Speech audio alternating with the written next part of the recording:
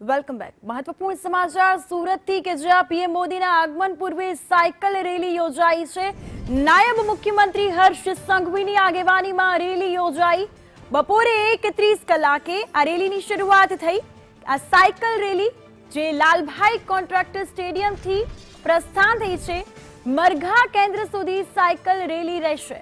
આપ TV screen પર આ તમામ તસવીરો જોઈ શકો છો કે સુરતમાં મોટી સંખ્યામાં લોકો સાયકલ રેલીમાં જોડાયા છે। સુરત પોલીસના અધિકારીઓ જોડાયા છે, કલેક્ટર કચેરીના અધિકારીઓએ પણ આ સાયકલ રેલીમાં ભાગ લીધો છે।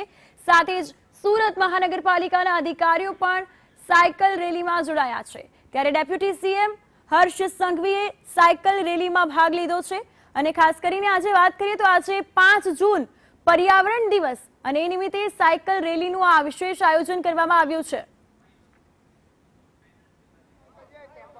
વડાપ્રધાન નરેન્દ્ર મોદી આજે સુરતના પ્રવાસે છે, ત્યારે ખાસ કરીને સુરત શહેરમાં તેમના કાર્યક્રમમાં ઉપસ્થિત રહેનાર તમામ મહેમાનો આજે સાયકલ યાત્રા થકી તેમના નિવાસ કાર્યક્રમ સ્થળે પહોંચી રહ્યા છે। ત્યારે તેને લઈને જે છે રાજ્યના નાયબ મુખ્યમંત્રી હર્ષ સંઘવી પણ આ સાયકલ યાત્રા થકી તેમના જે કાર્યક્રમ સ્થળે પહોંચી રહ્યા છે। તમે સીધા દ્રશ્યમાં જોઈ શકો છો કે નાયબ મુખ્યમંત્રી હર્ષ સંઘવી તેમની સાથે સુરત પોલીસના જે કર્મચારીઓ છે, મહાનગરપાલિકાના કર્મચારીઓ છે, ઉદ્યોગપતિઓ છે, તમામ જે લોકો છે આ સાયકલ યાત્રા થકી જે છે કાર્યક્રમ સ્થળે જે છે પહોંચી રહ્યા છે। જોઈ શકાય છે કે હર્ષ સંઘવી જે છે અગાઉ પણ તેમના દ્વારા કહેવામાં આવ્યું હતું કે જે પ્રકારે વડાપ્રધાન નરેન્દ્ર મોદીની જે અપીલ કરવામાં આવી છે ઈંધણ બચાવ અને આજે વિશ્વ પર્યાવરણ 5 જૂન પર છે, ત્યારે તેને લઈને તમામ પ્રકારનું આયોજન કરવામાં આવ્યું છે। હાલ તમે સ્ક્રીન પર જોઈ શકો છો હર્ષ સંઘવી જે છે તમામ ઉદ્યોગપતિઓ હોય કે પોલીસ અધિકારી તમામ લોકો સાથે જે છે કાર્યક્રમ સ્થળ ઉપર જવા માટે નીકળી